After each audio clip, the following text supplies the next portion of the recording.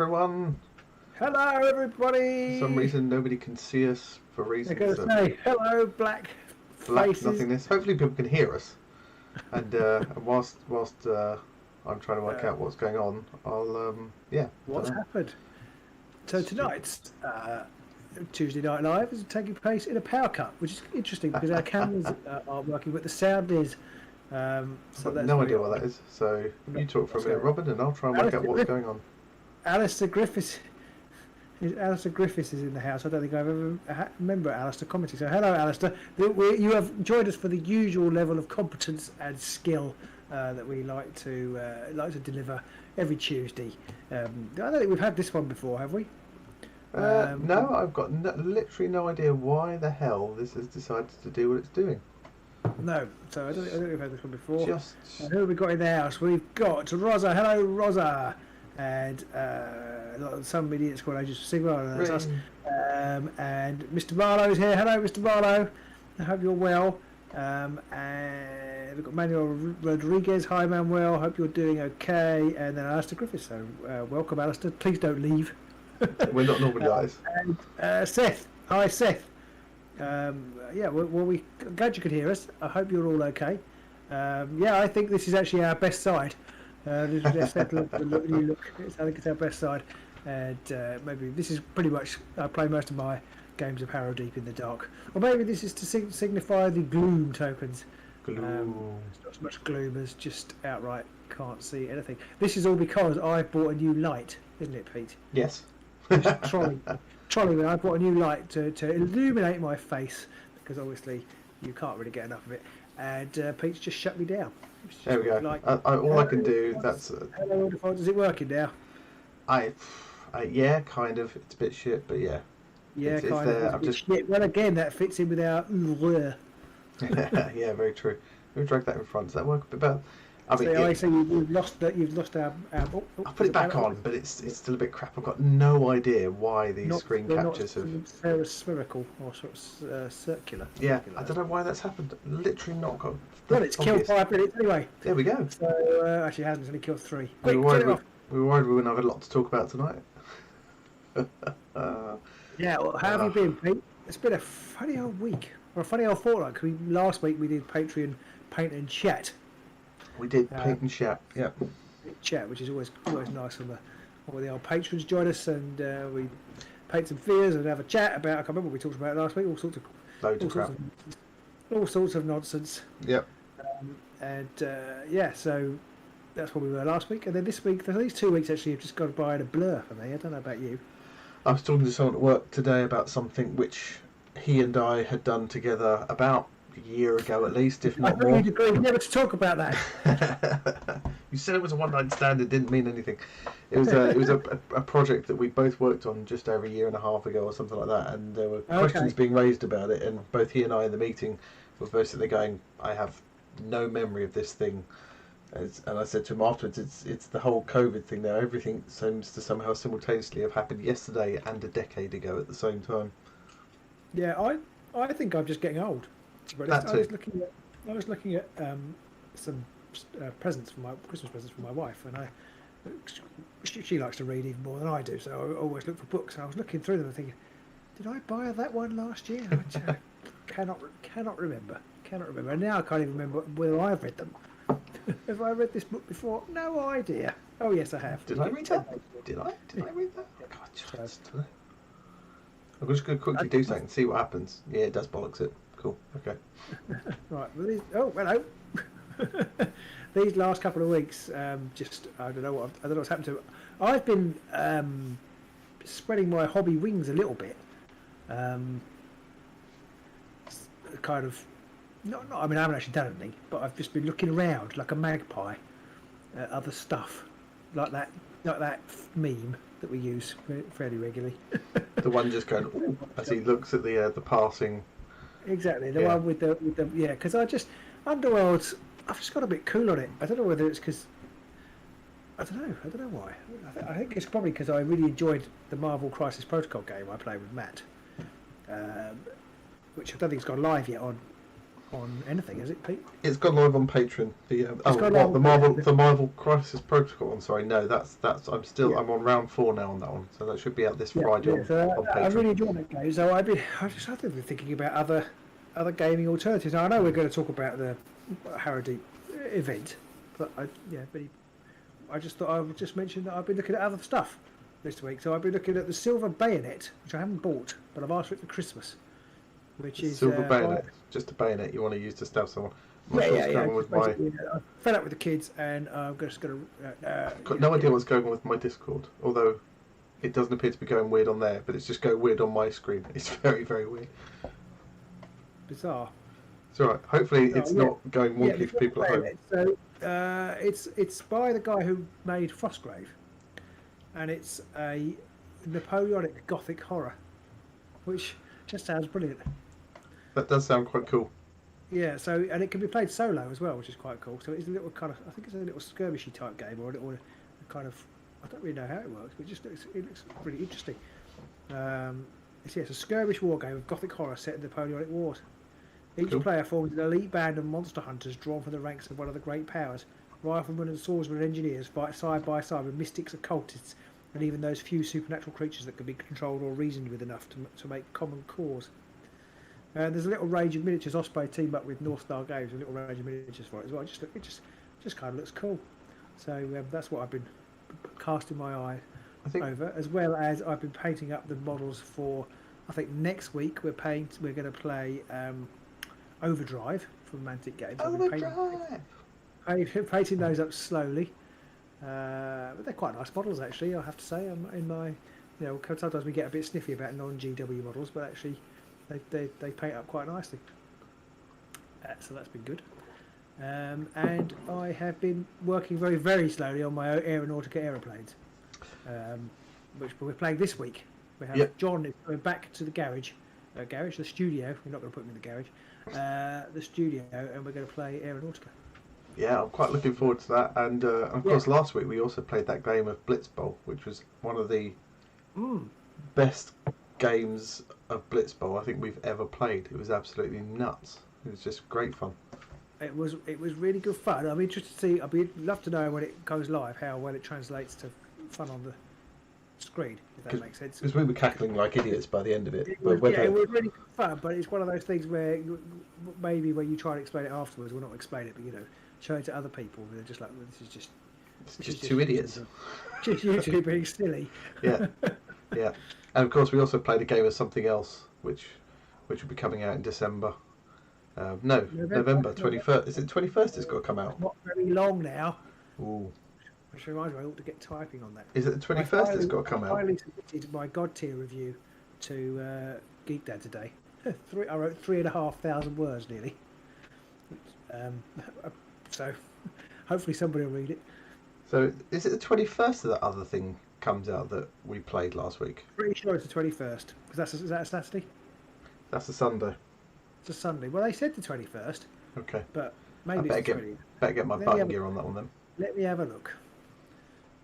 I've been very casually editing the Marvel Crisis Protocol video, just taking my time, not really rushing, not got much to do, and I've realised, I need to get that done very quickly.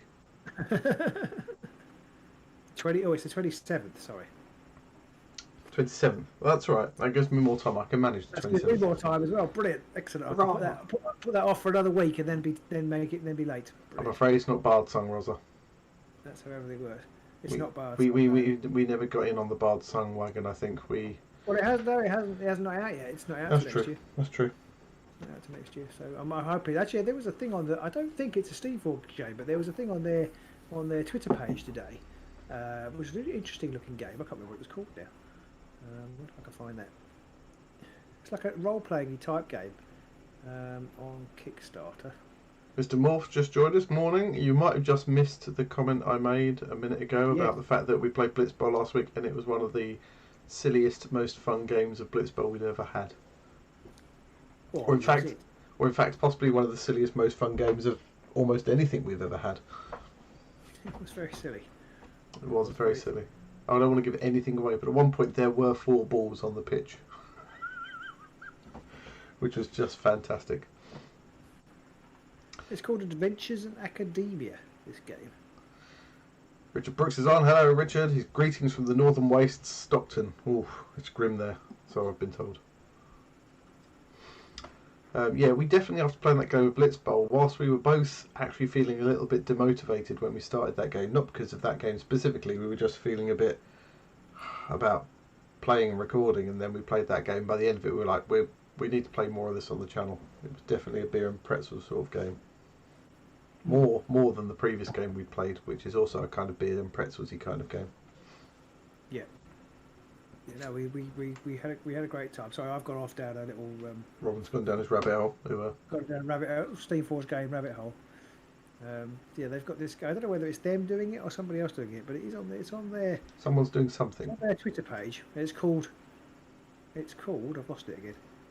It's called Robin's lost it again. Robin's lost it again. Yeah, it's called Adventures and Academia. Okay. Magical school minis for your. Oh, it's a favourite. I see it's minis for the role-playing game. Ah, okay. Ooh, I've never heard of it. Adventures in Academia. Sounds like a Harry Potter rip-off. Anyway. Wasn't that the Worst Witch? Or no, Harry Potter's a rip-off of the Worst Witch. Yeah, Harry Potter was went after that.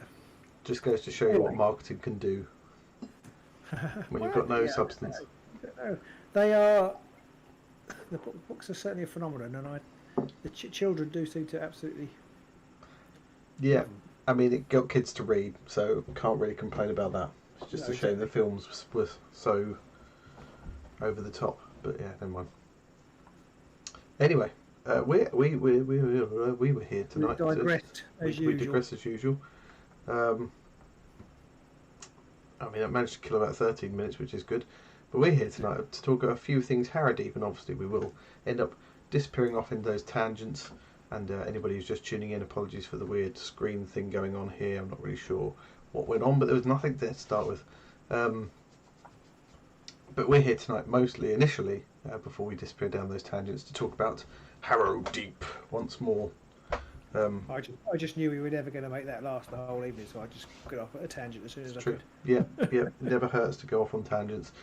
And you said at the start that we've kind of cooled a bit on Harrowdeep, and I wonder if it's because they rammed so much sarcasm out and down people's throats, just bang, bang, bang, release after release after release, no support, no sort of like FAQs or giving any kind of indication that they gave a crap at all about if people played or not. They just released everything. Yeah. And then they've come along with Harrowdeep, and they're like, oh cool, look, we've done the new season, and everyone's kind of, well, I know some people, not everybody, especially a lot of our patrons are still very much into it, but we are both kind of feeling like OD'd on Underworlds. OD on UW. Yeah, I was really looking forward to it. We got the head of steam up, but I don't know. I don't know what it is. I think I'm just being contrary, but I think it's a tiredness, and just I think we. Sorry, I've gone to the wrong tab, and I think I've inadvertently seen who got knocked out on Great British Bake Off this evening, which is very annoying.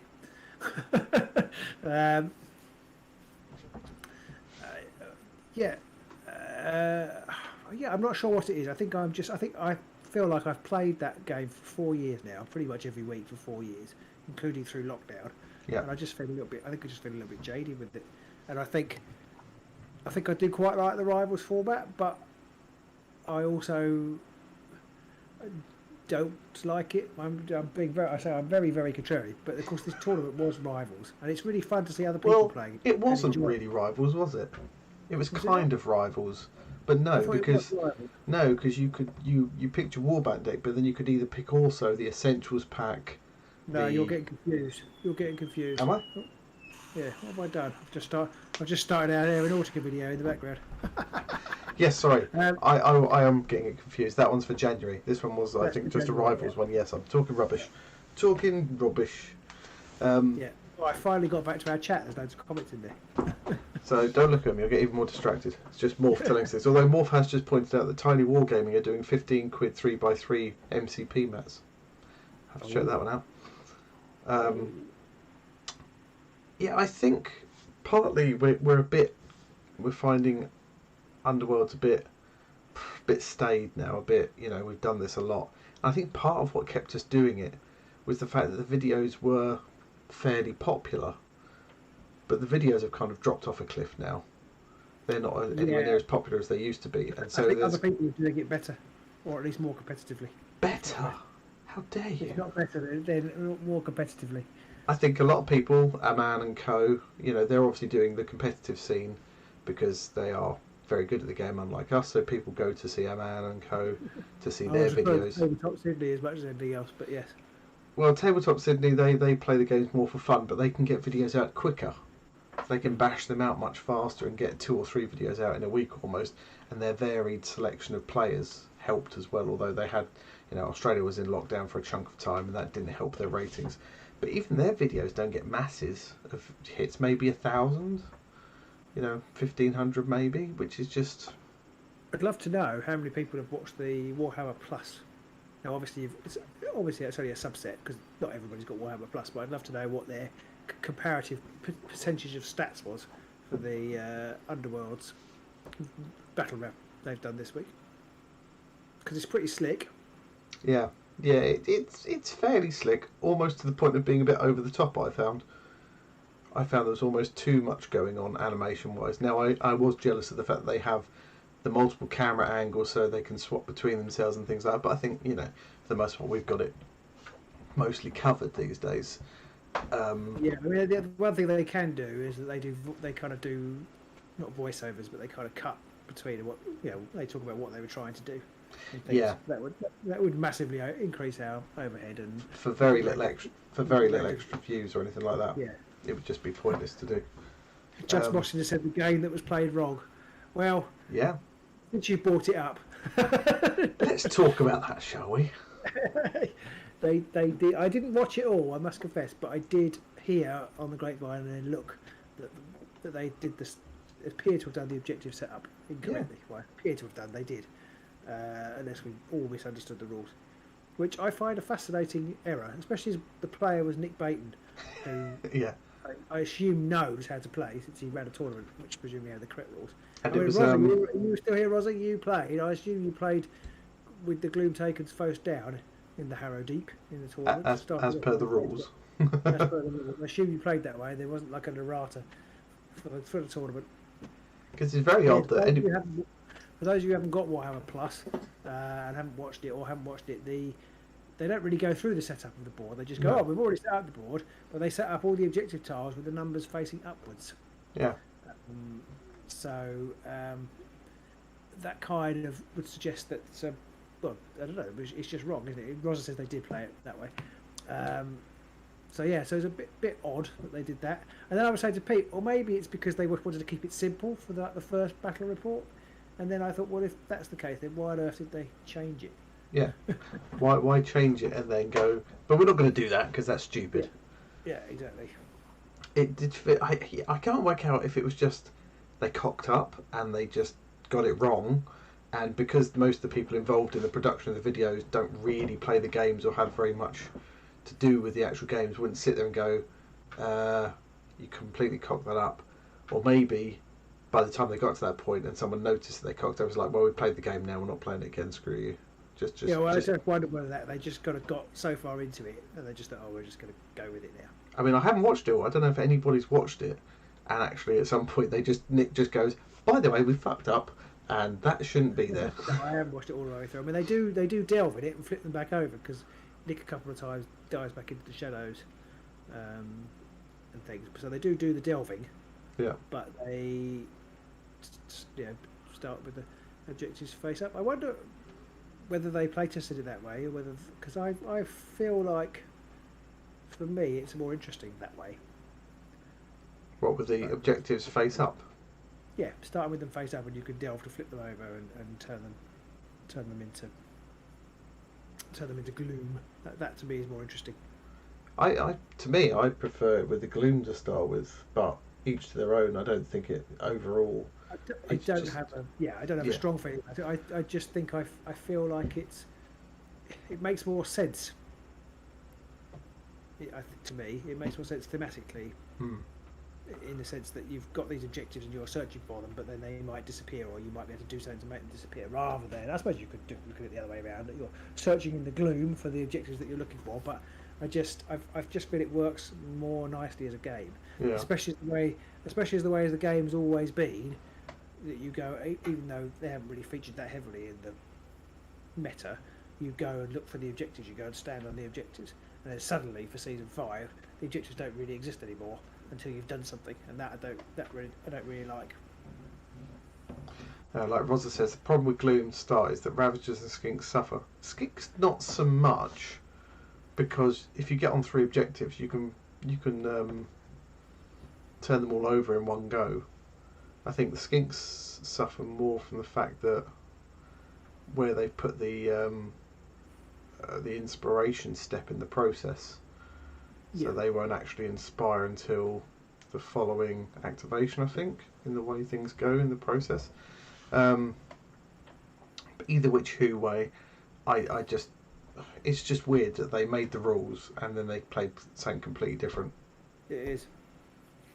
The inspire is pretty vital for the Skinks. Yeah, I feel like I can't quite remember. Presumably, if you flip the objectives in the power phase, you then have to wait until the end of the next activation, do you, to score? I would have to qualify. Let me see if I can bring up. I did have the rules somewhere. I don't know if I still got them. Perfect. Play perfectly with his rivals deck, Matt says. Yeah, or the vampires. Yeah. Oh, that reminds you, I've got the Vampires versus Pageant game. I've done dick all the last week, and there's just videos building up everywhere. It's not good. I'm thinking of actually getting somebody new in. Please do. Because obviously the Underworlds rulebook is now available online. Yes, Gadget says it's after an activation. So yeah, so you'd flip them in a power phase, and then probably yours, because you probably moved on to them, possibly not. But then you'd have to sort of wait for your opponent to possibly have their turn off one in between, which is, that's tough for the Skinks.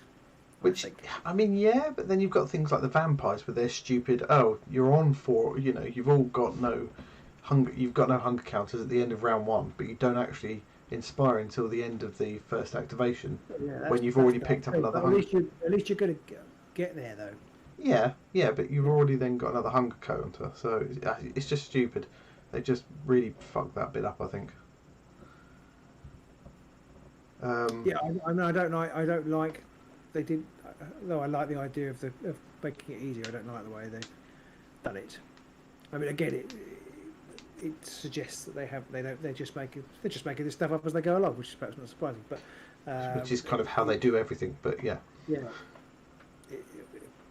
Particularly, it's disappointing, particularly since the Vampires, the Skinks, and the Ideneth are all affected by that rule change, and they're all in the most recent issue. Well, not the most recent issue, but the current championship issue warbands. Whereas if it was 3 or 4 from Nightvolt and Shadespire, I'd be like, well, okay, these things happen in a couple of years. The game's been refined, so be it. But actually, it was literally the last season. Yeah, nobody sat there at all and sort of just looked at that rule and ran through the logic with a current warband and went, hang about, that's a bit shit.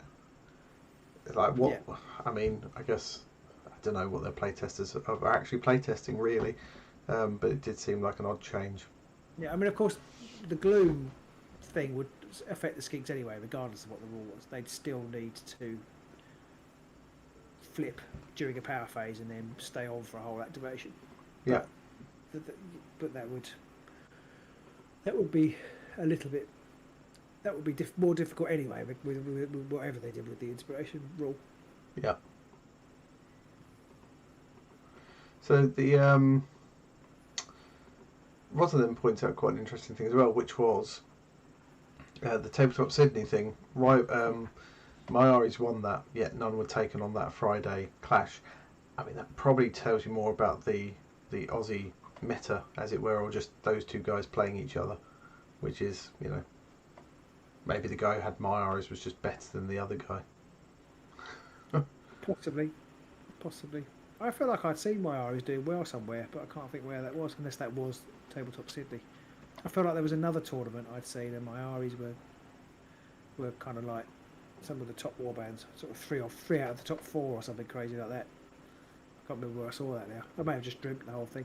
I mean, I'm going to talk about the placements on that Bugman's skirmish clash in a few once we're done talking about everything else and gone off on our tangents. Matt mentioned a bit earlier that he doesn't watch the battle reports really because he doesn't find them as well. Sorry, there wasn't Myers, was there? It came right in the middle, pretty much, or slightly low, slightly. Oh, yeah, it's just bottom. Under the Truth Seekers, yeah. Slightly low bottom. Slightly low bottom. What happens if you don't exercise enough? Yeah. One thing Matt said, which is that he doesn't watch the bat reps. He doesn't find them entertaining. I did find that.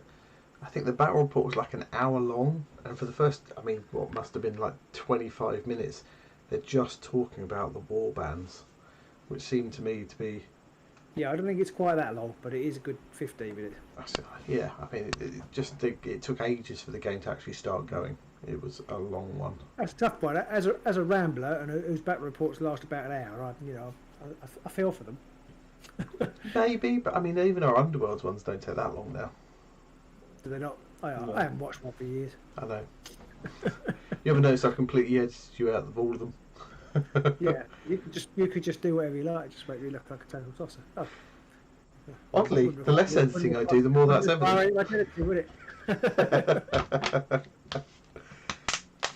It is basically an advert and a bat rep in one. Wolfman Gus, yeah, yes. I agree. It's just obviously it's GW selling GW stuff on the GW channel, which can't really blame them for, I guess. The adverts for their channel. Just Mosten says that you don't know how much I chop out. I mean, I think I've always said that our games normally took over an hour, comfortably, like an hour and a half, and it would get chopped down to about 40-ish minutes. So yeah. Oh, they've just updated my age. No, I'm not. No. I'm going to do this. I'll go to that. I'm going to. Oh no! That card doesn't say that. Sorry. Let's start again. Let's go back. There was. I'm going to charge with Zandire. Well, there was the one. Oh no, I'm not. Instead, I'm going to charge with Zandire. No, I'm going to draw a card. Of course, I will have edited that 5 minutes of. That's basically an outtake for you there, recreated. Yeah, pretty much it. Well, there was the ones where we've done whole turns, multiple activations, where one person would have charged, and then somebody would have done something else, and then we would have gone, "Fuck! I didn't want to do any of that. Can we just rewind those 3 activations?" And I score. Oh no, I don't score that. That's not what the card says. We'll do that again. Yeah.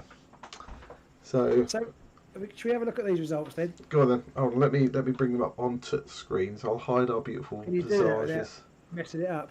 Yeah, I can hide. First one, I'm going to say well done to Rosa for not finishing last with the Silent Menace Godsworn Hunt. I mean, I say not last. He was second last, but taking the Godsworn Hunt takes balls of steel. Using the Silent Menace deck takes 3 balls of steel. Multiple steel balls. Yeah. So take my hat off to you, Rosa. I think you're on a hiding to nothing there, because that side it's no coincidence that the Silent Menace deck finished 26th and 27th out of 28 players, is it? I'm just bringing it up on the screen now so everyone can see it, because obviously whatever the fuck's going on my machine, it's just lost all the settings. So there we go. Hopefully everyone can now see our the table. Yeah. Here we go. Right, yes. So yeah, like you say, Robin. You're not Roz. Robin, I am. Taking the Godsworn Hunt, that was a brave move, I think. Yeah. Are you taking? Is there another one going on in December, Rosa? Is there another Bugman's Clash in December? Clash. Morph asks a little side question. Do we have an ETA for the Blitzbowl game? I need to edit a cut. It's the 3rd game currently on my list. I'm nearly through the first one, so it's going to be probably end of next week or something like that. Just so you're on Patreon to start with anyway. YouTube will be the following week. So yes, back to results. Rosa should get a special sort of. He says, what amount of steel balls do I have to take them in December? I think at that point you're just an idiot. Sorry. Once, maybe. Twice, no. I think that just shows that you can't learn from your mistakes. I don't think that should be rewarded with balls of any metal nature. I mean, there was only 2 season 1 or 2 warbands there out of everybody. Well, there were literally 2, and they finished 2 of the bottom 3 places, which I think shows you how great the Silent Menace deck is. I feel sorry for Stuart Nichols because he had I think he scored 0 in every game. Maybe he just turned up and then went home. Possibly no. He must have played because there's glory points differences in all his games. But I mean, he must have. Maybe he'd been in Bugman's, had 8 pints of the cider that everybody likes, and then just said, "I'll play."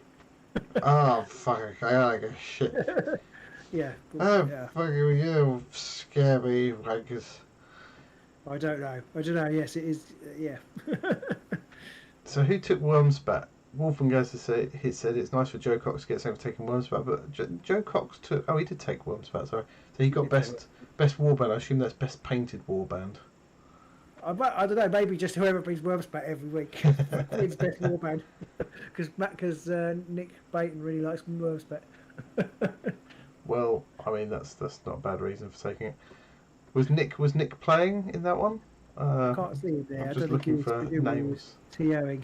Just looking for names that I recognise. There's some weirdo called. Quite a few there. Some weirdo called Tim Greaves.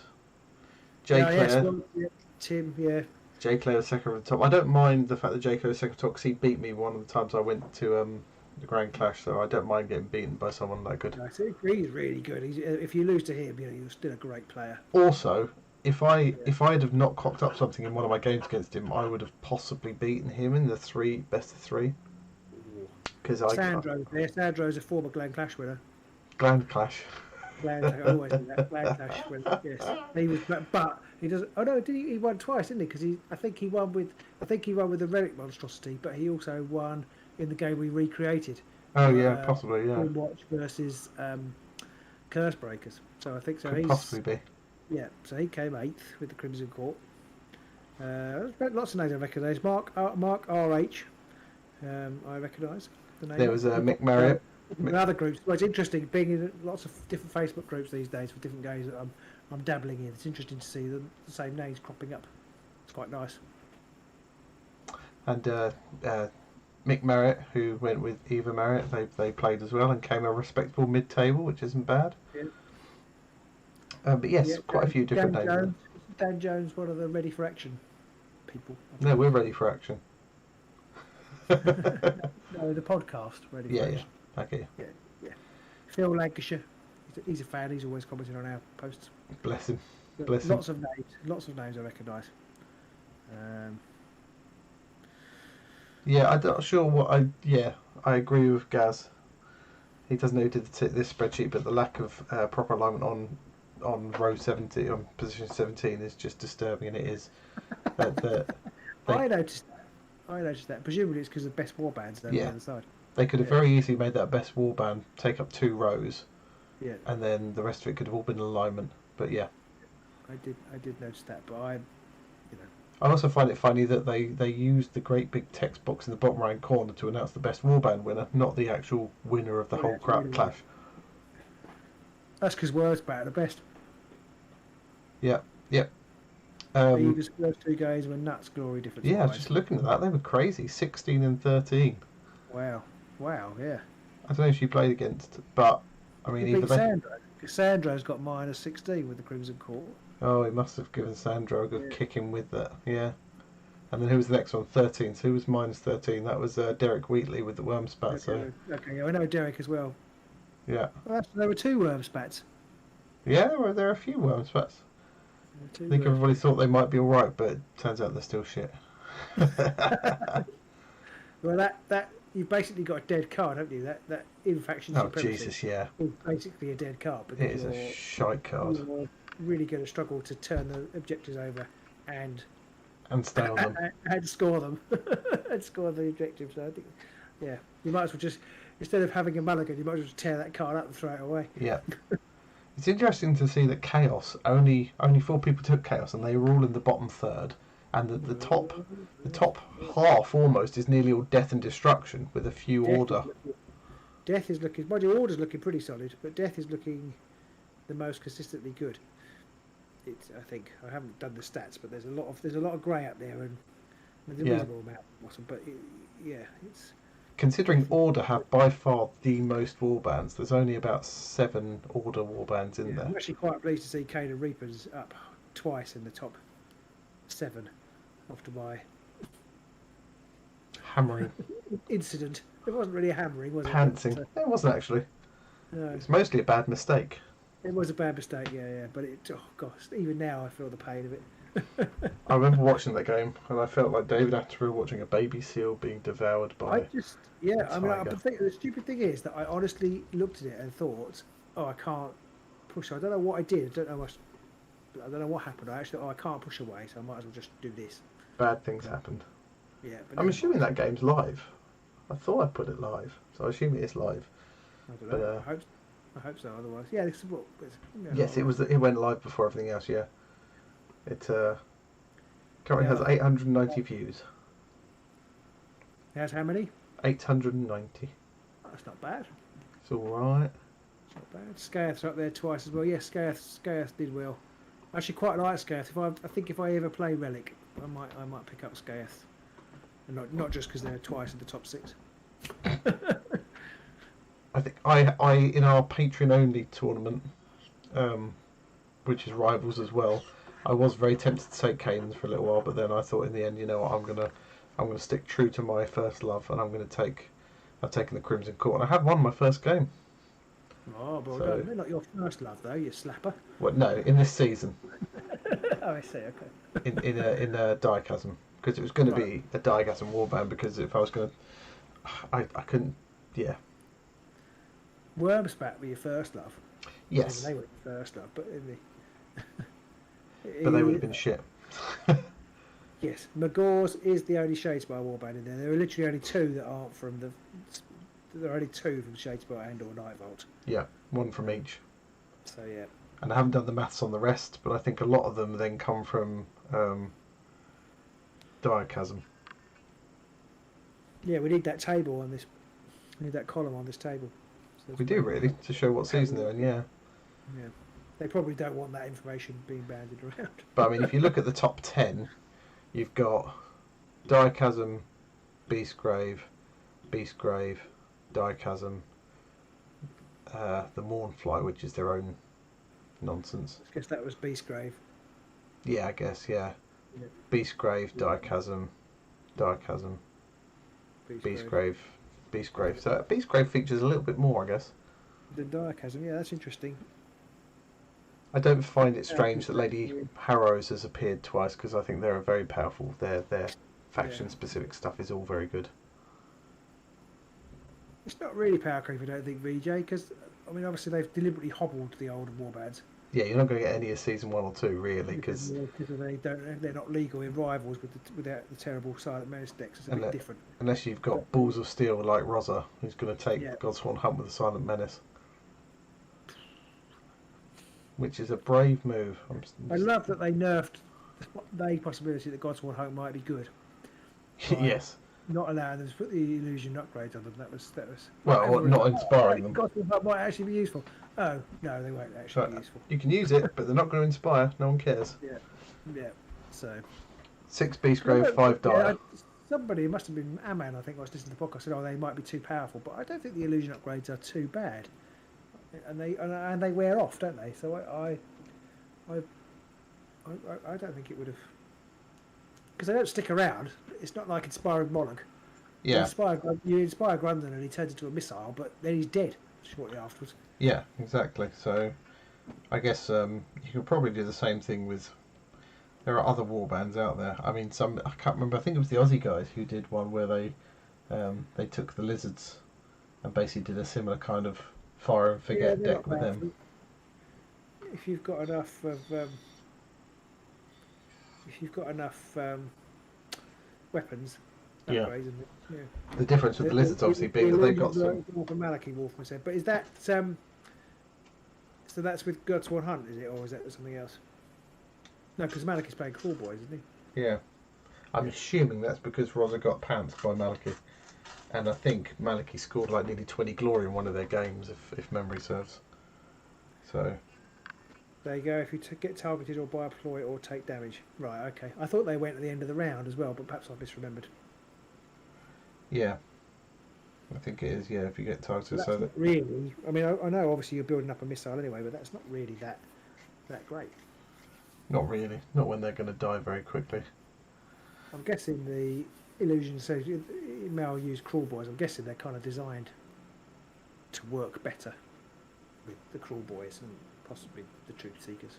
Maybe. I think Crawl Boys are a very good warband if you can get the hang of the positioning and the movement of them, because I think they rely on that. I perhaps need to give them a go. I've only played the Truth Seekers and they're a bit weak.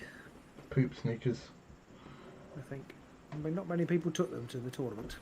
I mean, when you look at it, they were, one of the latest warbands out, and the first placement was 16th.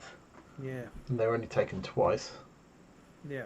I think they're probably, maybe with some championship backup, they might be quite good. But I think without it, they're some of their objectives are woeful. Yeah, really are.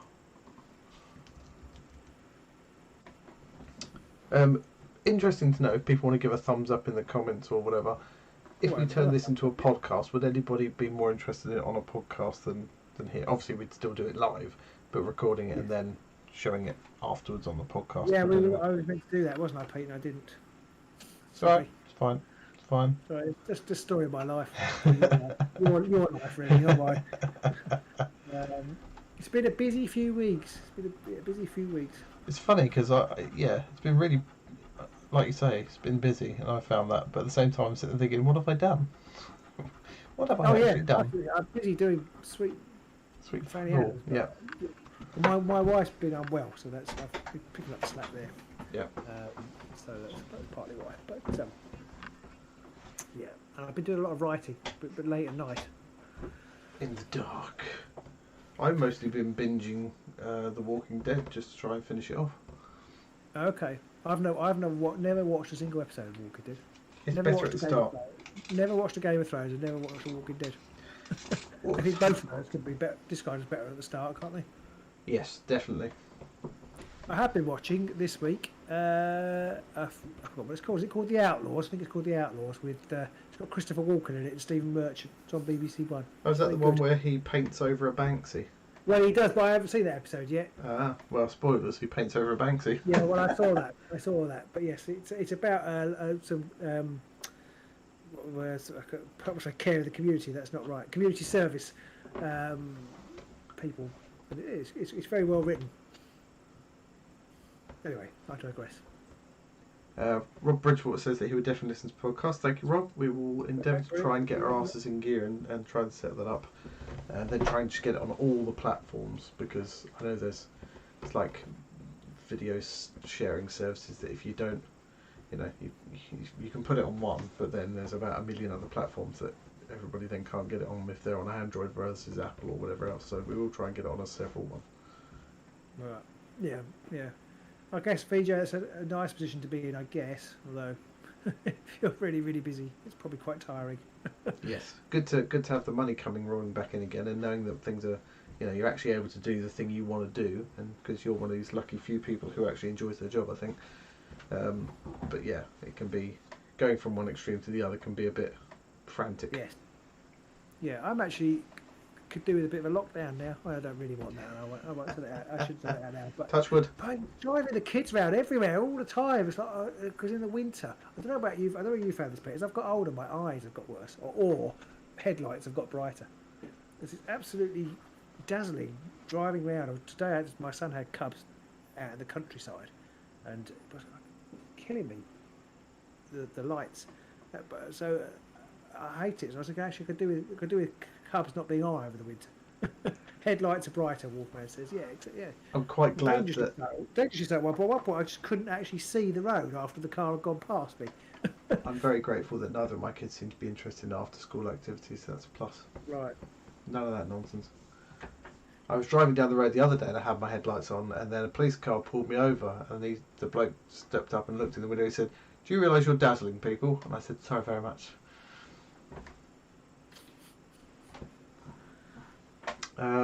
What's VJ just put? He says, he loves what he does. Oh, you bastard. Doing feels like 72 hours straight every weekend's a bit much. Yeah, that is true.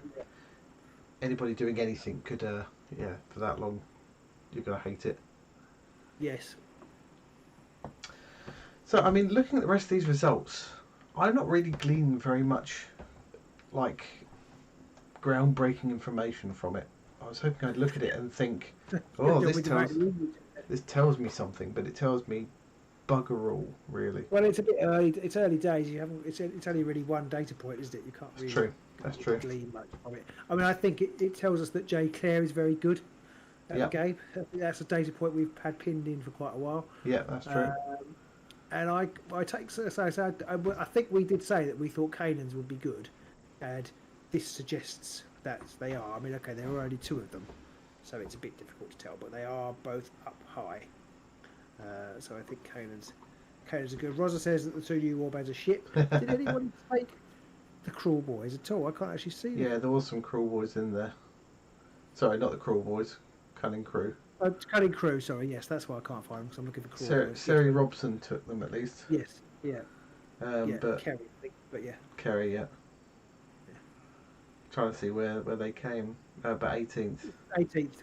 So only one. I mean, to be honest, I would struggle to do any good with them at the minute, but I think there's a lot of people who, have played them a lot more than I have. But then, practically everyone's played this game a lot more than I have, so that's not particularly hard to achieve. I'm trying to think about at what point in Underworlds was I most enjoying Underworlds. And I think it might have been somewhere around Beastgrave, though I couldn't say for sure where. I was thinking, I've talked about this before, I always like it when there's about 4 to 6 warbands out. 46 warbands? Well, we're getting near that. 4 to 6 in any given season. There's quite a nice balance of cards there, and it's not too, probably 4, it's not too heavy duty, probably 4 warbands. And that's when I like it. You've got a bit of choice, but not too much choice. I wonder if that's going to happen this time around, though, because obviously we're not going to get... We're not bets are off. Yeah, because we're not getting a new warband till January-ish. Well, January when they do the Grand Clash. We're going to get the Pirates. Yes, it's going to be out on, is that the 20th of January, I think, isn't it? Something like that. It's going to be out that weekend, so that's, yeah. So we're getting that. No, it must be the 22nd, I think. Because it's a Saturday, isn't it? Christmas Day is a Saturday, and the 15th, therefore, is a Saturday. That should be the pre-order day. I don't know, but okay, I'll take your word for it.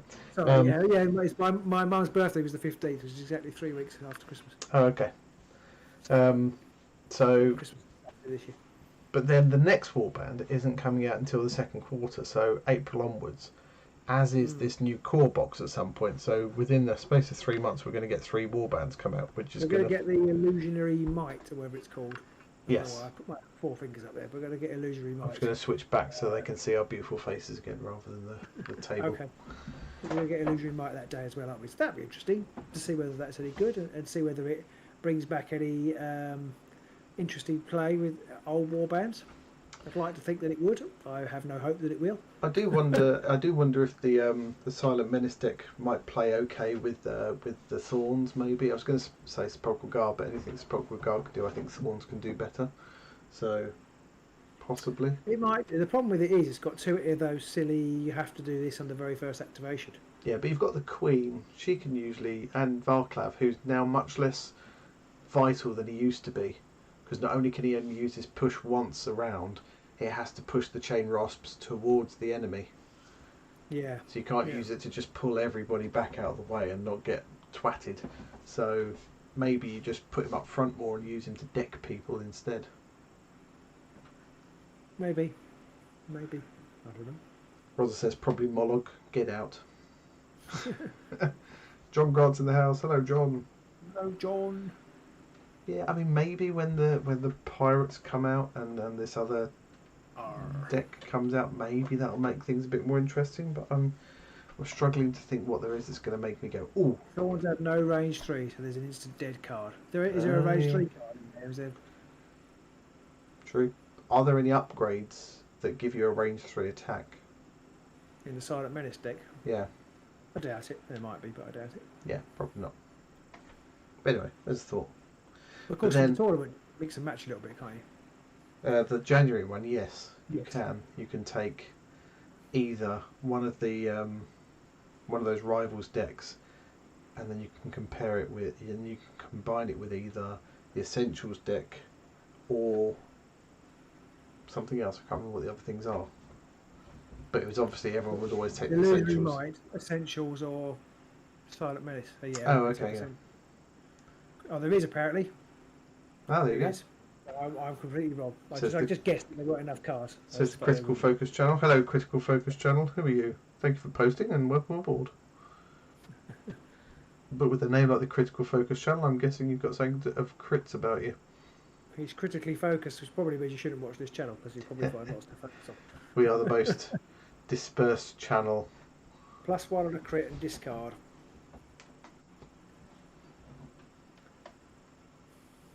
Okay. I feel a little bit like the Silent Menace deck. It's just purely a coincidence that it happened to work for Rivals, and it wasn't designed with Rivals in mind at all. You think it just happened, and then they decided on this Rivals format, and they went, "Oh, we can use that." So I'm hoping that the Illusory Might has been designed a little bit more with Rivals in mind. You know it won't. No, I know. It just won't. Well, it is at least called a Rivals deck, isn't it? I don't know. I would like to think that it would. It's 1 ping, give a move, and discard. Now I'm lost. Now I'm confused. Right, see. Okay, that's the range 3 attack. Okay. Yeah. Yeah. Well, I guess we'll have to wait and see. I guess it's going to have lots of illusions in it. So that'd be interesting. I wonder if it's just going to be 10 illusion cards. That'd be quite cool. That would be awful, though, wouldn't it? Otherwise, you wouldn't need glory to play it, though. I'm slightly intrigued by that. Have we seen what I can't even remember now. This is how little I've cared about the whole of Harrowdeep. Do we know what their season of weapon cards is called? You've got the illusory cards, and then we had like Shadespire, whatever's in the first season. I feel like we do, but it's so long since I've actually done any deck building, I can't remember. No, I'm the same here. I just I don't think I can't remember the last time I actually built a deck. Because there was the Nullstone ones, and there was the Amber thingy ones. I can't remember what the ones were for. I bet it's like no, I can't remember. The ones I can't remember what the ones were for Chasm now. It's safe to say that Harrowdeep has not captured our excitement in the same way as previous seasons have, which is a shame, really, in a lot of ways. Yeah, I can't really put my finger on why. Soul Tooth, thank you, Rosa. But what are they for Harrowdeep? They were Soul Tooth, or are they Soul Tooth in this one? God, it's terrible. I don't know what it is. I think it's just the way Chasm was treated during lockdown. I think it's just completely... Yeah, I think that's what it is. I think I haven't got over the fact that I'm not... I stopped enjoying Chasm. I haven't got... I think it's penumbral. Oh, okay. The penumbral Dirk.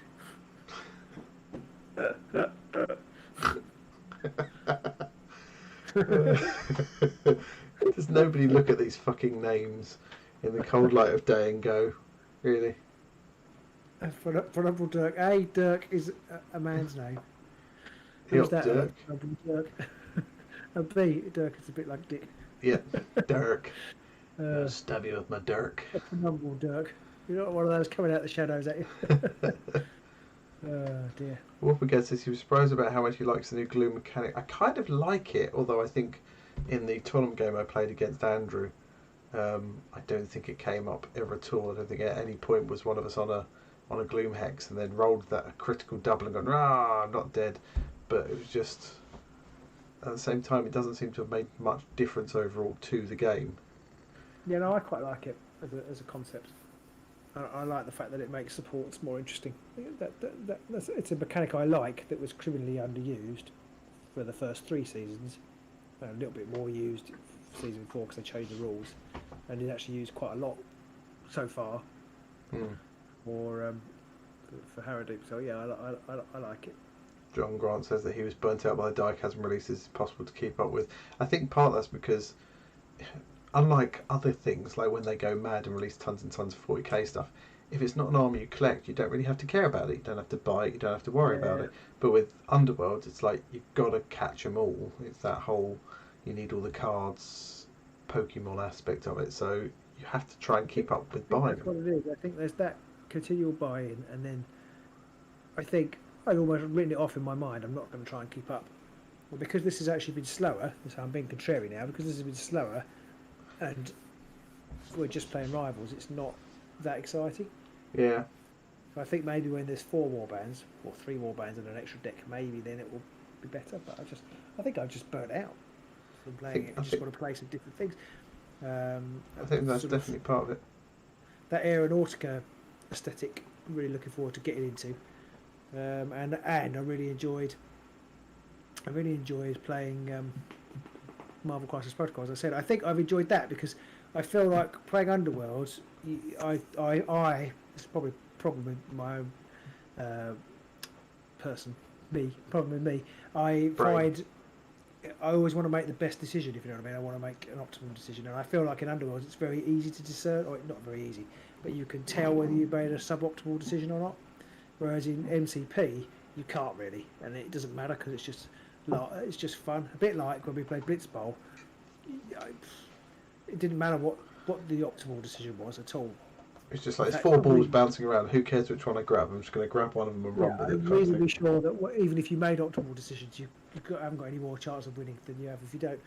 It does feel a bit like that. I wonder how much of it is also our, how much the channel has caused some of that burnout and also some of that feeling of pressure to perform, which I always struggle with. It's always a problem for me, but on camera. Yeah, to not make those bad decisions. Yeah, I mean, as Rosa says, we've played it for so long, it's probably natural. I think that is. I mean, we have played it pretty much exclusively for 4 years. The problem is, once you drop out of it, re-entering it is a much bigger sort of hurdle to get over. It's not like Blitz Bowl. If they release Blitz Bowl season 3 or season 4, you don't have to worry. You can just jump back in when season 5 comes around and go, actually, that's why Rival is potentially good, isn't it? Because people can just leap back in. Possibly, yeah. But then I think I'm perhaps in the back of my mind. There's this nagging doubt about this second core set, and am I going to have to keep, because that isn't jumping back in. If you have to keep playing catch up with core sets, that's a bad thing. Yeah, it's a question. What is that core set going to have? If that core set just has warbands and boards, but no new rule books and things, it wouldn't be as bad. But the fact that it might have a new rule book and that might have a load of changes in really puts me off before they've even released it. Yeah, well, even just the fact that it's going to have tokens that I really don't need is annoying. Yeah, I mean, we've got to assume that it's going to have dice, it's going to have tokens, it's going to have rule books, and we don't need any of them. I can open my own Warhammer Underworlds token shop. I didn't know we need to buy them. Or dice shop. Glory shop. Into the glory shop. Yeah. VJ says he thinks we need a few more Blitz Bowl teams to come out before we get Blitz Bowl season 3. I mean, are there any more Blitz Bowl season teams to come out? Or do you mean... Oh, Blood Bowl, sorry. Blood Bowl teams to come out for it, yeah. So, like, new teams, then we can then play Blitz Bowl with. You can't probably see it very well, but I've still got the bag of balls, my ball bag. Here's on camera, we're talking about this. Here's my ball bag. We actually played. We ended up getting through all of the balls in our game, and just having that little extra thing of the balls adding a little bit of chaos, which we very often forgot. It still made it great fun because it was those moments where you suddenly think, oh, my player with the ball might not be able to score if I roll this one because the ball's just going to bite him and kill him or something like that, which is great. Wolfman's hoping for something like Champion of Dreadfane, possibly naively. Yeah, that would be okay. I wouldn't mind that. 2 warbands in a box is the same as buying 2 boxes with 2 warbands in. I think because they've called it a core set, that means it will have the rules and they the boards. Did say that means they could tinker with the rules and add stuff. Which makes me feel a bit sick. A new rule book every 6 months. Just no thank you. No, I don't think they're going to change it very much, I have to say, because that's an enormous overhead on them. Mm. I don't see why they would create themselves more work. They don't really like doing it anyway, do they? They don't like writing accurate rules or defining rules and changing rules. So, I just feel that why do that? Nobody wants it, and they don't need to do it, and therefore it's costing them money they don't need to spend designing new stuff.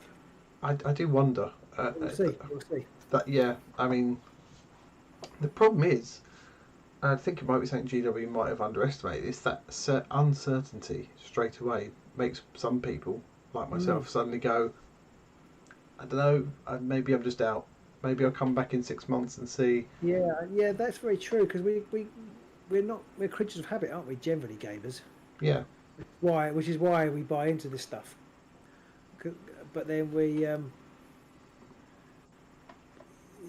it's kind of like, there's this mystery, and we're not going to tell you what it is. It's like, well, don't do that, because I want to know, and not just because I don't like surprises, but just because there's comfort in knowing where you're going with this game that we've played for 4 years. There's comfort in knowing that, you're making radical changes to how it works. Well, I don't want you to. So if you're going to do that, tell me what it is, so I can say, well, actually, I don't want to do that.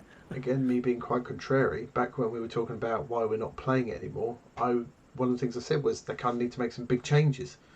But I kind of feel like they need to make big changes, but tell us what those are up front, not just going, a thing's going to happen and not tell you what it is, because they didn't really fundamentally change the game very much in the end. But now there's this uncertainty behind it, so they've done the worst thing possible. They didn't keep it the same. They didn't fundamentally change it and make some big sweeping alterations to how the game played.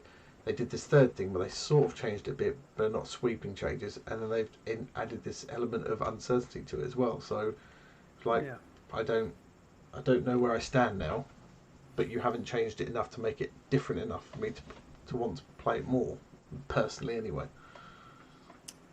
Yes, I see where you're coming from. I don't want to be too down on it, because obviously people are still enjoying it, and I think it's just a personal thing. Oh yeah, I'm not saying it's necessarily a bad game or that they've made it worse, but what they've done has definitely put me off to an extent.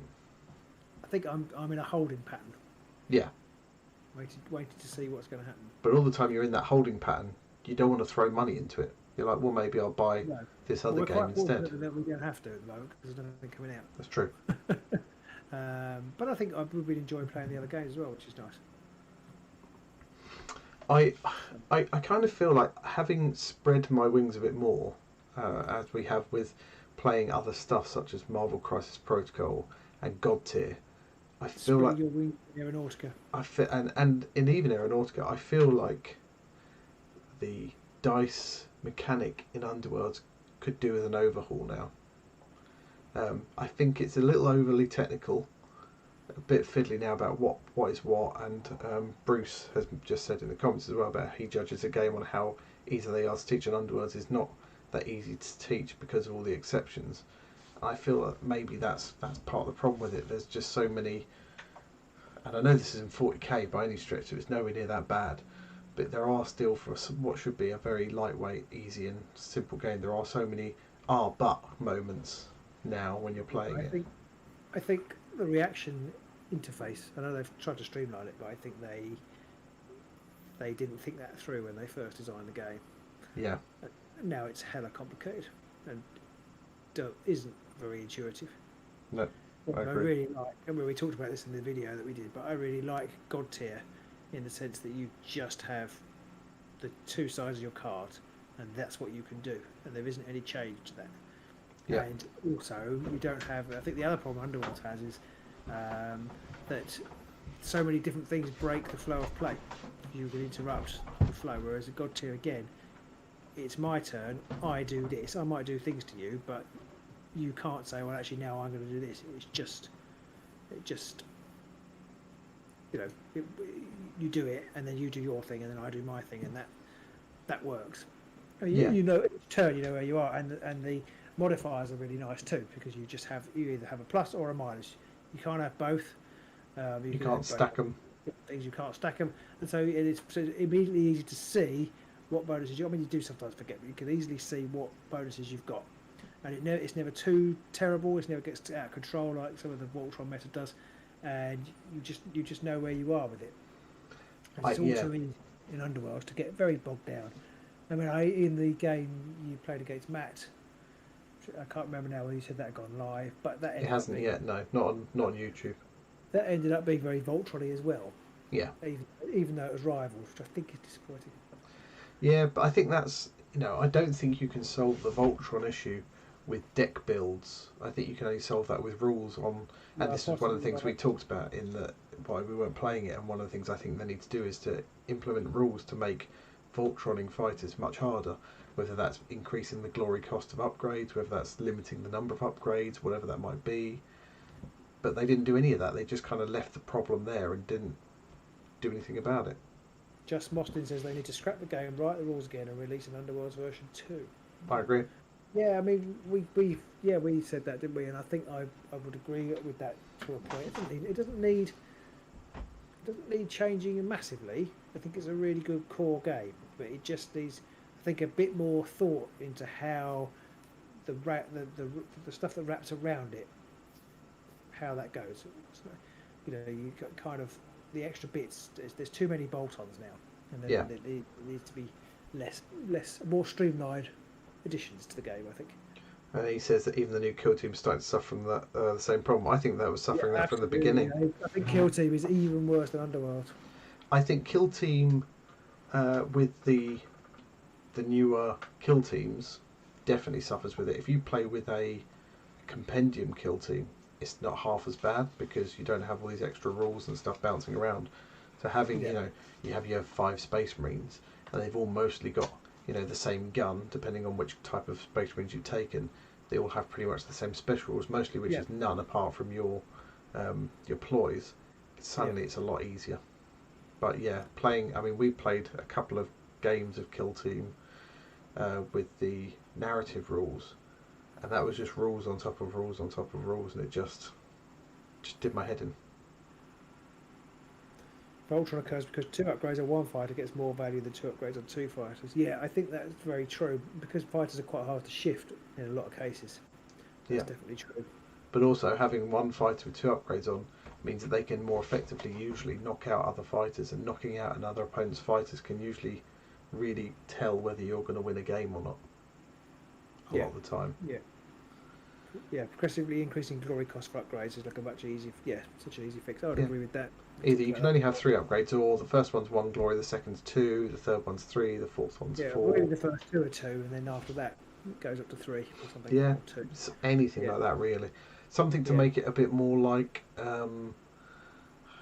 Season 1, where getting an upgrade, getting a glory to put an upgrade on someone was a big deal and had to actually be thought through. But anyway. Yeah, Bruce loves Dead Zone. Well, I'm not sure we'll get to it this year, but if we maybe next year we might play some Dead Zone. We're going to play Overdrive. I've said that's from Mantic. If that goes well, then I might approach them about doing some Dead Zone stuff. I know 3's out, version 3's out now, but are the rules available online? Do they release their rules in PDF? The old Dead Zone rules were. I don't know whether the new ones are straight away. I'm not sure. Using the word progressive with the GW fan base might trigger the neckbeards where it might. I wouldn't say fan base. I think an element of their fan base. Because by all rights we are part of the fan base. I have heard it said that Dead Zone is awesome. So it's on our list. There's so many things on our list these days. Yeah, I think if we play it, it's going to be 2022. Very, very possibly. That's actually not very far away now, terrifyingly. Yeah, I don't know where 2021's gone, but it's gone, and that's it. Dead Zone 2 is free, yeah. How different is 2 to 3, going 2 to 3, Dead Zone players? I didn't think it was much. I thought they mostly tweaked a few things, like they tweaked the cover rule or something to make it simpler. Which is, that's the kind of thing I like to hear. We've taken this rule and made it simpler. I think Not a lot. Says. I think the problem. See us play Overdrive.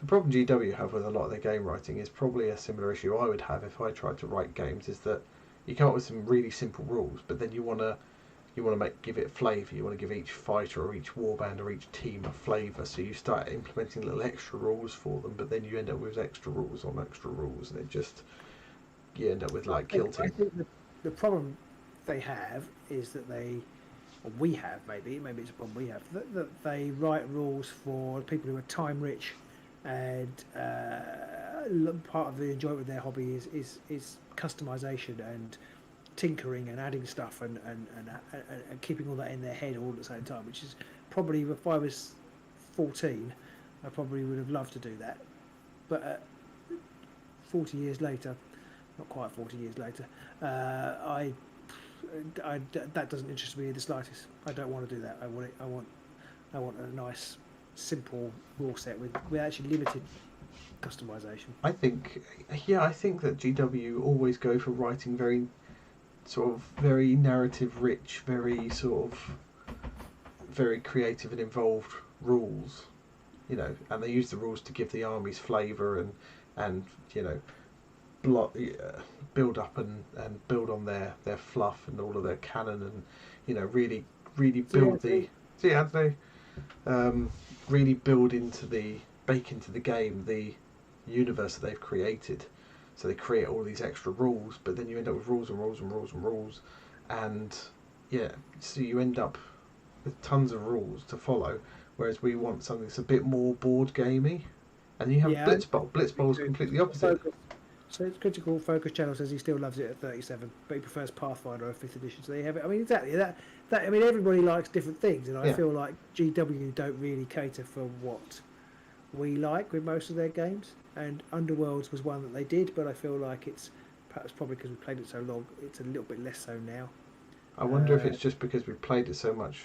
It has got more complex though as a game. It has got more complex. And Kill Team I think definitely was too. It was very simple and it appealed, but then it's just too much bolting on. I'd rather play Fire Team than Kill Team. I think I would. I really enjoyed that game, Fire Team, and the Blade Board games we played. What I would love to see is for GW to make games like with Bladeborn, which someone mentioned earlier. Bladeborn, fantastic game. Fire Team, brilliant game. Is to just bring out more expansions for those. I know they won't, because they're kind of fire and forget things that they do. So here's a game, you can use some models you've already got, and they won't bother expanding on it. But I would love it if they brought out expansions for the other war bands and things, for Bladeborn, for example. Yeah. Also for Fire Team, actually put the Orc Commandos into Fire Team, actually put the Death Corps of Krieg into Fire Team. That would be fantastic. That would be cool. And it doesn't have to be massively balanced either, Those kind of games, because they're faster, because they're less faff, they don't have to be balanced. If things go horribly wrong in a game and you lose, you just play another game. It'd be nice and quick. Yeah, I disagree slightly with you there. I think I would. I mean, they don't have to be totally balanced, but I think I wouldn't want to play with something that I couldn't win with. Oh yeah. I wouldn't want something that was just unplayable. But at the same time, it's like in God tier, some fighters or some champions are obviously much better than others, but because the games require so little setup and prep to play, you can just play a game, and if things go awry, you can swap sides or something. You can't really do that with Underworlds. No, you can't. Well, you've got your own deck building elements. You can't do that. Or Kill Team, really. I guess you could, but I don't know. I just feel like GW front load the complexity so that it's in the building, and then it's basically all about remembering stuff that you've done. That's being good at the game, is being able to remember how all your bits and pieces all tally up. But I feel like games I enjoy more don't rely on that, and the tactical stuff comes actually on the board of the decisions you make. A bit like God tier. Yeah, the decisions you make when you're playing, not the things you remember when you're playing. That's, if you see what I mean. And actually, Bladeborn and Fire Team are like that. You have to make decisions, and there isn't very much to forget, so you don't forget as much. Yeah, I agree. John says that he loved the fluff. He used to keep track of the rules. I mean, I love the fluff of the game. I think they've got loads of stuff. They've spent like 4 decades building up some of this stuff, and apart from with Warhammer, obviously, where they then decided to crap it all out and start again with some piece of shit. But anyway, 40k at least, they've been fleshing that out for 30 odd years. Yeah, I like the aesthetic. I don't particularly like the fluff. I mean, some of it really does, for me, I feel like some of it does really read, and some of the writing's terrible. Created by people who are, doing it on the side for their game. Which is what it was. But that's what it feels like. That it doesn't feel like it's particularly well fleshed out. I don't think the ideas are particularly original. I mean, I quite like the grim, dark, dystopian feel to it. But at the end of the day, you've got space vampires, space Vikings, space Romans, people from Genghis Khan. It's like that. They just took archetypes and just put them in space, which is fine, but it's not that exciting to me. No. But I love the aesthetic. I kind of do enjoy like the aesthetic of like things like the Hive world. Some of the ideas they have had are great. But again, they're nothing original, but they just, because they then add in the aesthetic and everything, then it's really nice. Yeah.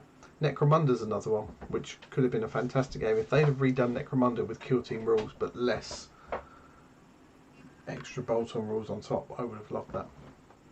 Yeah, I mean, the state of Kill Team is such that I actually think maybe we should have kept back to playing Necromunda. It does feel almost like that, although the problem we then have there is obviously a big part of Necromunda is that it's the building of the warbands and the campaign element, which we suck at. Yeah, we do. Because that requires a lot of thinking in between games about how that game's tied into the next game, and we barely think about it from one week to the next. We just sort of sit down, turn the camera and go, what are we playing? 42k Fluff Hammer, when peace finally comes and everyone just reminisces, the passive miniatures go, that would suit me down to the ground. No dice rolls. Would that be that Necrons win? Isn't that like the inevitable thing? Necrons win because they're immortal? Okay. Spoilers! I think it was quite interesting that, I mean, obviously in the last 40k tournament, obviously the Orc player won at the end of round 1, tabled his opponent in 1 round. What? Yeah. I missed that. Yeah. What was that in? SoCal.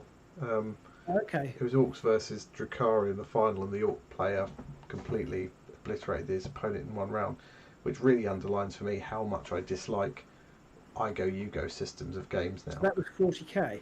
Yeah. That's a bad. It just tells you it's a bad game. Yeah. Anyway. To be honest, and that's why I don't like I go you go systems anymore. But then their big games like that and AOS, they're all I go you go systems. But all of their sub games seem to be moving much more towards we go systems like Kill Team, Blitz Bowl, all those kind of things. Not Blood Bowl, because Blood Bowl's a bit shit. It needs to be changed as well, but that's a whole different thing again. I was actually quite disappointed that Myth and Goal? Myth and Goal? Yes, Myth and Goal, that was the one that got canned. Yeah, I was a bit disappointed by that, because I quite like the idea of having the alternate activations, but if you kept activating someone, they got more and more exhausted. So you couldn't just keep activating your star player and just crushing your opponent, because they would just get more and more tired. I like that. And I like it in Blitz Bowl, where if someone scores, they get taken off straight away. So you're then going to have to waste at least a round of activation to bring them back on. It's quite a good balancing thing, isn't it? Yeah. Because there is a negative aspect. There is a negative to scoring. Yeah. Which is good. Morph does say about how he thinks the Kill Team should have gone down the Warcry path, leave the crunch crap to Necromunda. I do feel like they should have cut out a lot of the guff from Kill Team. They could have kept the ploys and those. I quite like the mission cards because they help you vary things. Yes. Although the way you play them and the way you pick them, you can very easily limit the chance of any kind of variation there. But yeah, they didn't need special rules for every single bloody fighter. Okay, people like different things. I would have been more than happy to play the the Krieg. With the Krieg models are amazing, and I'm more than happy to play them with, I don't know, 7 guardsmen, 1 sergeant, and a spotter or something. I don't know, just 1 random extra special character, and everybody else be the same. I'd be more than happy to do that. I think it would have been a great game. You still could have made tactical decisions, and not have to think about every single person that you're playing with. You know, maybe 2 heavy weapons, maybe a leader and 7 grunts. Which I guess it could be argued you could just build your kill team like that. You could just do that. But the problem you have is that you can just do that. But we don't play outside of these 4 walls, literally, or 3 walls and the windows. But if you want to do that, if you go anywhere else to do it, then it becomes harder then, because other people are doing the other things and you don't know what that is, and it gets all a bit, it's like when people say, well, you can just play Underworlds, you don't have to play the latest version, you can just play whatever rules you like, or whatever cards you want, but you can't really, because if you go out of the circle of what you're doing that with, then everybody starts to say, well, actually, sorry, Ready for Action isn't legal anymore, so you can't play that.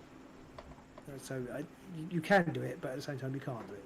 Yeah, which is why I bring this back round to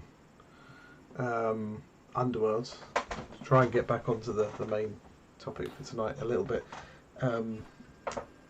It's kind of why I'm a bit disappointed with Rivals, because I feel like it could have been something much better, but the chances are GW won't push it, no one else will bother pushing it, because everyone wants to play Championship, and therefore it'll just sort of languish a bit like the Vanguard format, and overall most people won't play it. Yeah, I don't know. I mean, time will tell, won't it? It's very early days, and there's a few Rivals tournaments knocking around. It seems to be really popular. I've heard lots of people saying, "Oh, people are coming back to the game because of Rivals," and that's great. But I think it's things like we've got this Rivals format and we've got this Championship format. We're going to have our first tournament of the ever, or since Corona, and we're going to play neither of the 2 formats that we have. We're going to play a completely different format. It's like their battle report. We've done this new rule, we've changed this around, but we're not going to use it. We're going to go back to the old way. Yeah. Well, yes. Yeah. I think that to me is less frustrating than the fact that, it's quite nice for people going, and maybe that's okay. Maybe it's just a fun tournament for people to go to. It's kind of like you've got a Rivals format. You've decided you're not going to play Championship format. Then just leave it at Rivals, I think. I mean, I wasn't ever going to go anyway, so it doesn't really matter what I think. Yeah, this is true. I mean, no one cares what we think anyway, but, we're just here spouting shit because that's what we do. Some people care what we think. No, I don't think they do. I'm not even sure we care that much about what we think. I don't care what you think. Is that the same thing? Pretty much. Exactly. So, yeah, it is what it is. The bottom line is we're not playing Harrowdeep as much. Comments have gone down a myth and goals rabbit hole. So I'm not really qualified to comment on it. It is a shame that it has gone. It is a shame we didn't do standees. I think that would have been a really good way for people to get into the game. I would have been interested to see it. And I feel sorry for James, mainly because he's presumably done quite a lot of work on it, and now it's all fallen down a rabbit hole. Maybe it'll come back out at some point. Yeah, fingers crossed. I would like to see how that goes. Did you see today that? Oh, you probably didn't, Pete, because you're not that interested in it. But Sigmar, which is the silliest game name in the world, they previewed their. Well, they didn't. They got somebody else to preview their 50th ever Kickstarter, and it had a little Silver Surfer miniature with it, with the suggestion that it's heralding the arrival of Galactus for whatever this game is. That was kind of interesting. Talking of games that won't get canned. Talking of games, we've got millions of miniatures on Kickstarter. That one is one. I remember buying a game a few years ago that was. It's called Deep Madness. I bought that because it had fucking millions of models, and all the boxes immediately went under my bed. Didn't go anywhere. Yeah, I'm pretty sure I'm not going to back that because I just won't be able to afford it. I have backed. It fulfilled yesterday. Not fulfilled. Completed yesterday. I did actually back the Dice Throne Marvel game. Oh, yeah. Quite fun. And my kid's really into Marvel at the moment. He can play Captain Marvel, because that's his favourite character. And I just thought, I'm going to back that. It looks like it'd be entertaining. So, yeah. Oh, VJ's friend is really enjoying Marvel Champions. That's good to know. Excellent. I think I've still got a box because we ended up with another box of Marvel Champions, didn't we? Box, yeah. Yeah, that's still in my cupboard. Typical PR type of stuff. I said, "Oh, I'd really be interested in doing it this way." And they sent me completely the wrong thing. But never mind.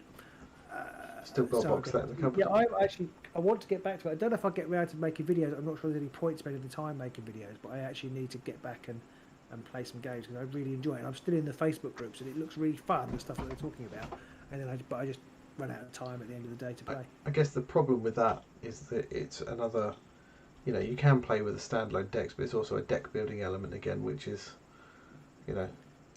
seems. Yeah, but you don't have to. No, that's true. Because it's you playing yourself.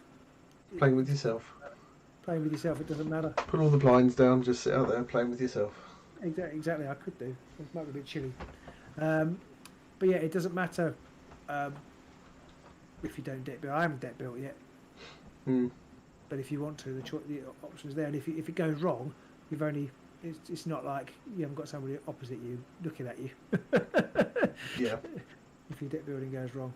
Yeah, that's true. That is very true. We'd love to see more videos for champions, but I understand if we don't have time. Yeah, it's a time versus watchability thing. I don't know that because I'm not very up with...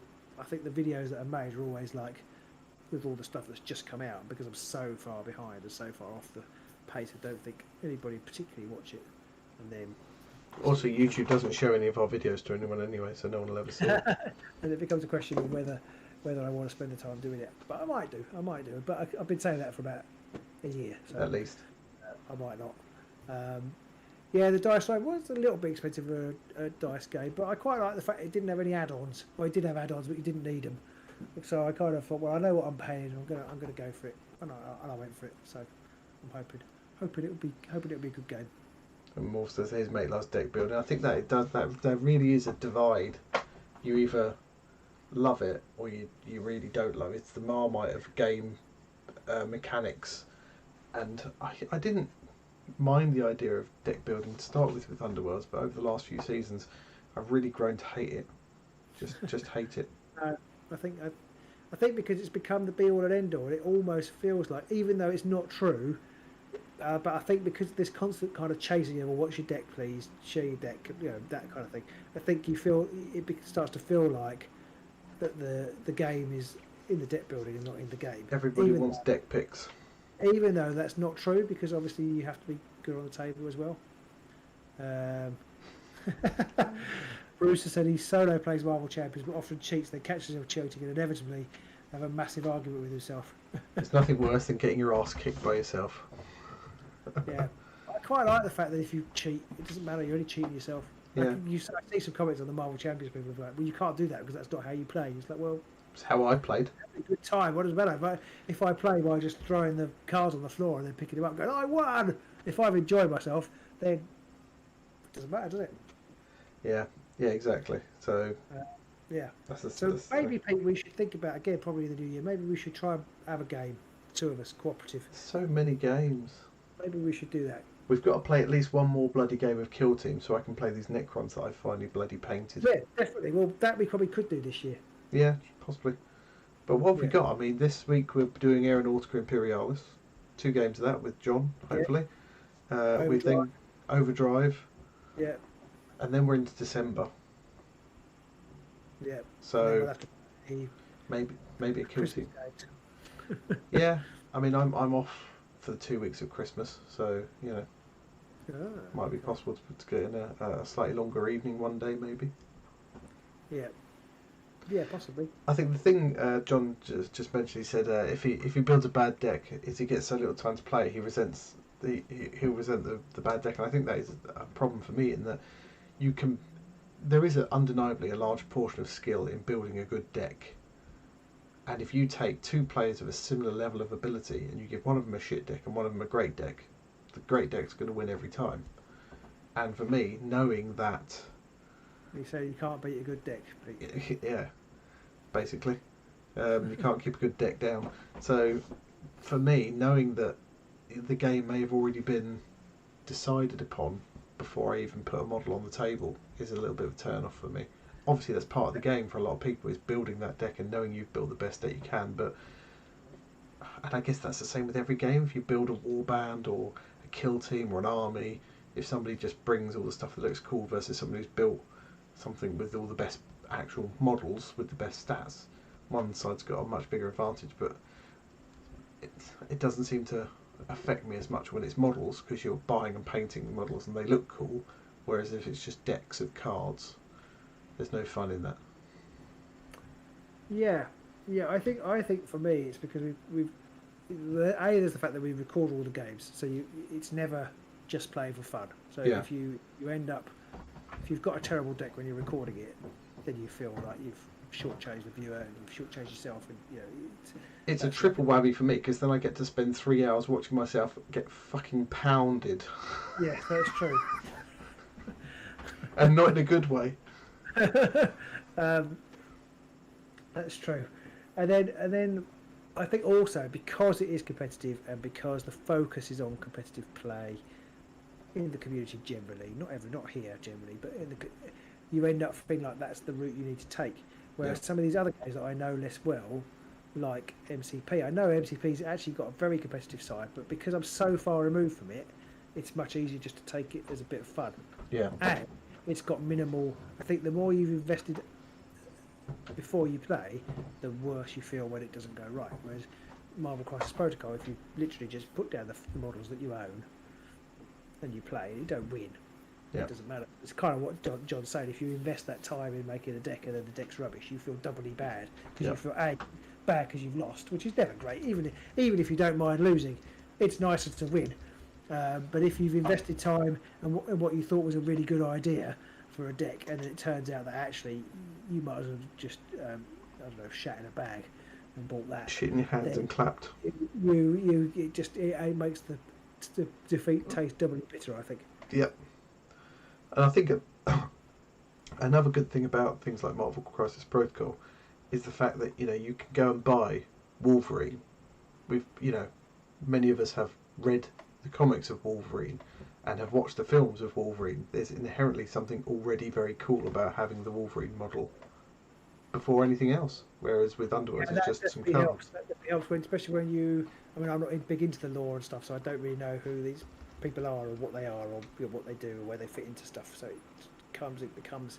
I mean, for me, most of the warbands are still just the archetypes that they're going to try to get away from, and so they can have their own IP. But they're effectively elf warband or orc warband or whatever. It's still those archetypes, but it isn't as exciting as having, like you say, Wolverine or Deadpool, because you've got other stories and things to associate with that. I mean, I do occasionally still think about maybe I should play the Middle Earth strategy game, because I love those characters, but I'm never going to. So the problem with that, or at least the problem with that for me, is the fact it's like, oh no, I've got to buy 40 models and paint them before I can really even get a game in with them. I did find a vein of Lord of the Rings Lego figures the other day on Etsy. I was thinking, Lego Middle Earth role-playing strategy game. Well, not role-playing, and then quickly deleted the closed the page quickly. Just no, I cannot. No. If my Scarlet Witch dies in Crisis Protocol, I'm in a shitty mood all week. I want to get the Scarlet Witch model, actually. I haven't got that, but yeah, did like the Scarlet Witch. The trouble is with the Marvel Crisis Protocol ones, there's just so many. I love them all. There's just so many I really like. There's a few that are a bit shit, but that's a good thing and a bad thing, isn't it? Because in some ways it doesn't matter what you're doing, who you're playing with, because they're all cool. On the other hand, it's like, I don't know which one to get next. Yeah, which is the sign of a good game, I guess, if they've got so many models. And also, I just buy mine purely on the ones I like, and therefore there's no cohesion whatsoever in what I've bought. Yeah. But I guess, there we go. So that's us for tonight. I think we've already waffled on. I'm always amazed that we get through it. And hopefully it's been interesting and good fun. And thank you for joining us as usual. There's 19 of you watching, so it's always lovely. 19 people watching, 13 thumbs up. It's not bad odds. By this time next week, we would have played another 2 games of Aeronautica between us. John's coming to the studio on Friday night, bringing his lovely planes, and we're going to play 2 games of Aeronautica. And the following week, we've got Overdrive. I suspect we probably won't manage anything else because it's a brand new game for us. And then who knows? Days. Who knows where we go? Pete wants to play Kill Team, so we found that out. So perhaps the week after we'll play Kill Team. Yeah. I suppose at some point we probably would play Underworlds again. Maybe, I suppose. Maybe some more Underworlds. Maybe some Bladeborne. Maybe Fireteam. We haven't played Fireteam since that initial game. We should have Bladeborne and Fireteam evening. Probably have about 4 games of that in. Not with me playing, we won't. That's true. Right, well, thank you all for tuning in. Stay safe out there, and we'll see you soon. Cheers.